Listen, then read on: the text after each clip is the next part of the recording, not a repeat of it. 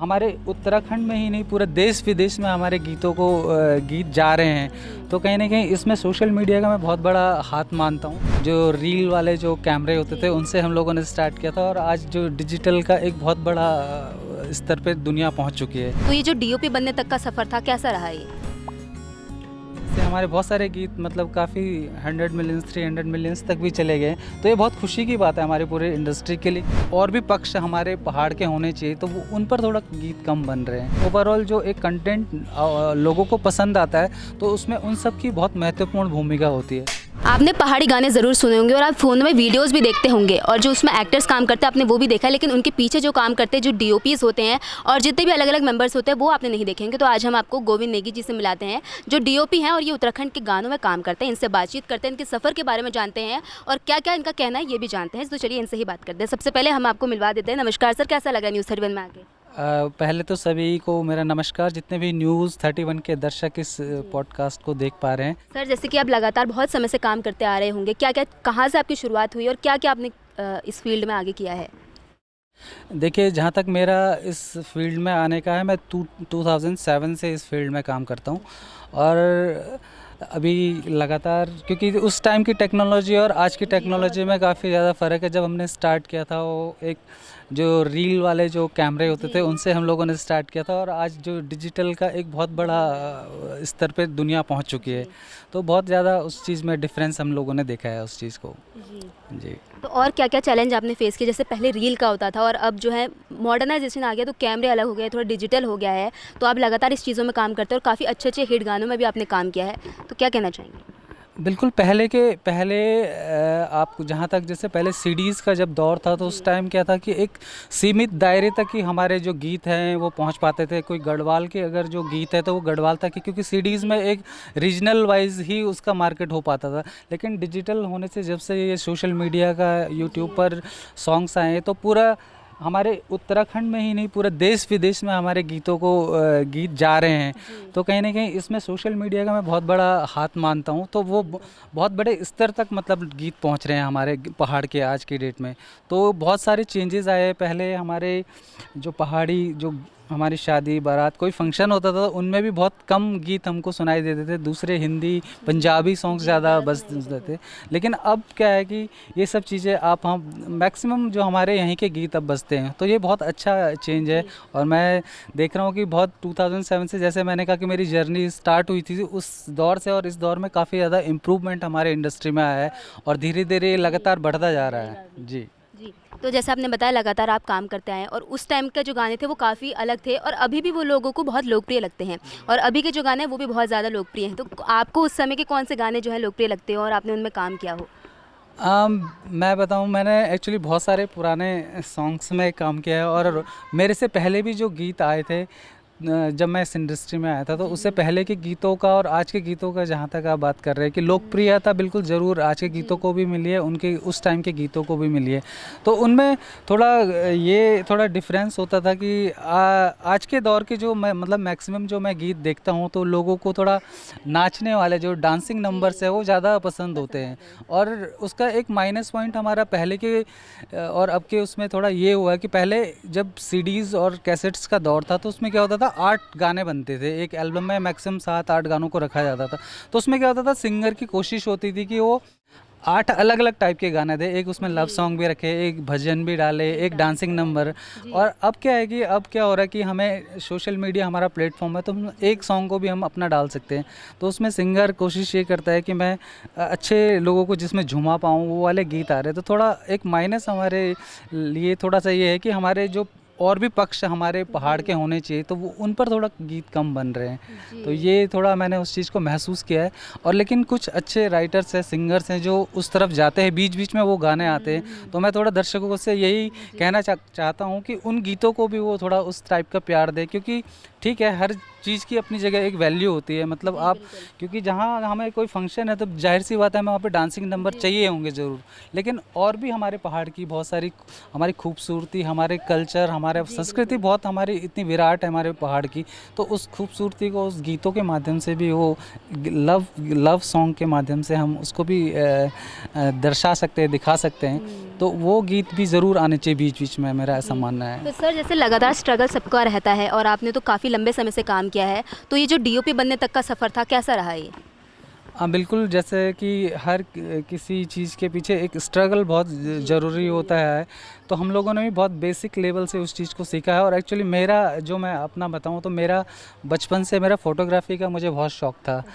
तो जबकि मैं अगर अपना प्रोफेशन बताऊँ 2007 से पहले तो मेरा अपना खुद का वैसे मेरा एक प्रिंटिंग प्रेस हुआ करता था, मैं अपना प्रिंटिंग प्रेस चलाता था। लेकिन मेरा बचपन से शौक़ फ़ोटोग्राफी के ऊपर था, तो मैं पहले दिल्ली में रहता था। तो उसके बाद 2007 में जब मैं देहरादून आया तो मैं फिर इस लाइन में मैं जुड़ा, तो मैं तब से मेरा ये सफ़र लगातार जारी रहा और लोगों ने मेरे बनाए हुए गीतों को बहुत पसंद किया है। हमारी टीम ने बहुत मतलब, क्योंकि उसमें मैं मानता हूँ कि किसी गीत को बनने में, किसी एल्बम को बनने में उसमें एक टीम का बहुत बड़ा योगदान होता है। क्योंकि हमारा जो इंडस्ट्री है वो म्यूज़िक इंडस्ट्री है, एक बेसिकली म्यूज़िकल इंडस्ट्री। तो म्यूज़िकल में उसमें क्या होता है कि सॉन्ग मतलब सॉन्ग प्रधान मतलब इंडस्ट्री है, तो उसमें सिंगर का एक महत्वपूर्ण योगदान होता है कि वो कैसे गीत को ला रहा है पहले, फिर अगर वो अच्छा गीत है तो फिर उसके बाद हमारे ऊपर जिम्मेदारी बनती है कि उसको हम किस तरह से उसको लोगों के सामने प्रस्तुत कर पाएँ।